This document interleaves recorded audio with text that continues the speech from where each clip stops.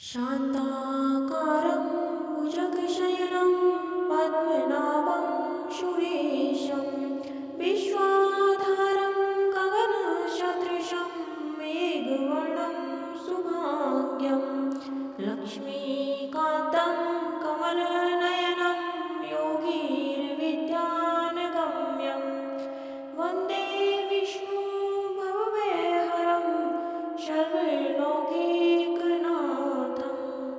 एक समय की बात है कि मुचकुंद नाम का एक सत्यवादी तथा विष्णु भक्त राजा था।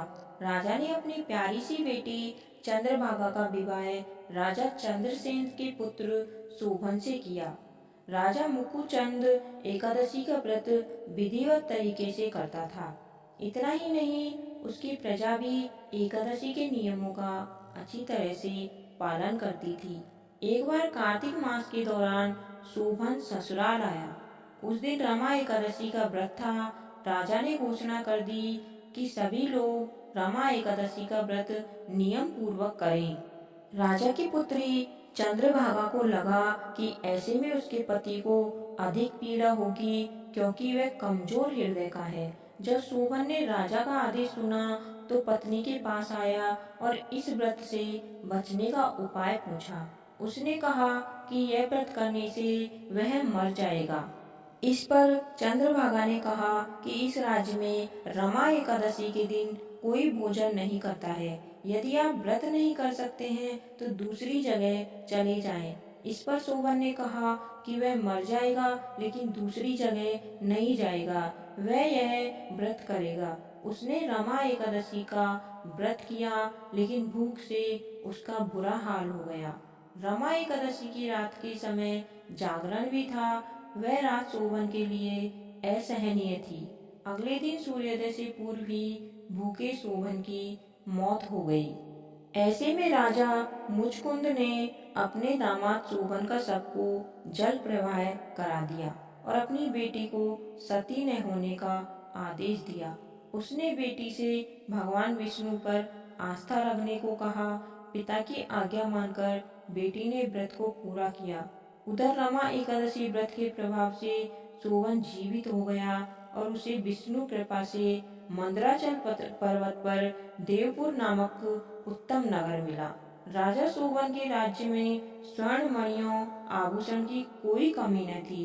एक दिन राजा मुचकुंद के नगर का एक ब्राह्मण तीर्थ यात्रा करते हुए शोभन के नगर में पहुंचा, जहाँ पर उसने राजा शोभन से मुलाकात की। राजा ने अपनी पत्नी चंद्रभागा तथा ससुर मुचकुंद के बारे में पूछा। ब्राह्मण ने कहा कि वे सभी कुशल हैं। आप बताइए, रमा एकादशी का व्रत करने के कारण आपकी मृत्यु हो गई थी, अपने बारे में बताएं। फिर उसको इतना सुंदर नगर कैसे प्राप्त हुआ?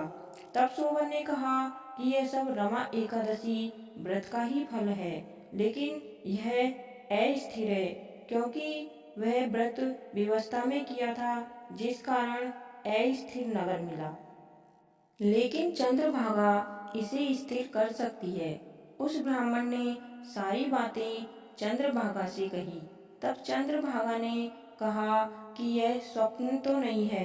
ब्राह्मण ने कहा कि नहीं, वह प्रत्यक्ष तौर पर देखकर आया है। उसने चंद्रभागा से कहा कि तुम कुछ ऐसा उपाय करो जिससे वह नगर स्थिर हो जाए। तब चंद्रभागा ने उसे देवनगर में जाने को कहा। उसने कहा कि वह अपने पति को देखेगी और अपने व्रत के प्रभाव से उस नगर को स्थिर कर देगी। तब ब्राह्मण उसे मंदराचल पर्वत पर वामदेव के पास ले गया। वामदेव ने उसकी कथा सुनकर उसे मंत्रों से अभिषेक किया। फिर चंद्रभागा ने व्रत के प्रभाव से दिव्य देह धारण किया और शोभन के पास गई। शोभन ने उसे सिंहासन पर अपने पास बैठाया। फिर चंद्रभागा ने पति को अपने पुण्य के बारे में सुनाया। उसने कहा कि वह अपने मायके में 8 वर्ष की आयु से ही नियम से एकादशी व्रत कर रही है। उस व्रत के प्रभाव से यह नगर स्थित हो जाएगा तथा यह प्रलय के अंत तक स्थिर रहेगा। दिव्य देह धारण किए हुए चंद्रभागा ने अपने पति शोभन के साथ उस नगर में सुख पूर्वक रहने लगी। कहानी सुनने वाले और सुनाने वाले सभी का भला हो, आपकी सभी मनोकामनाएं पूर्ण हो। कार्तिक की व और अन्य कहानियाँ सुनने के लिए चैनल को अभी सब्सक्राइब करें। धन्यवाद। आपका दिन शुभ हो।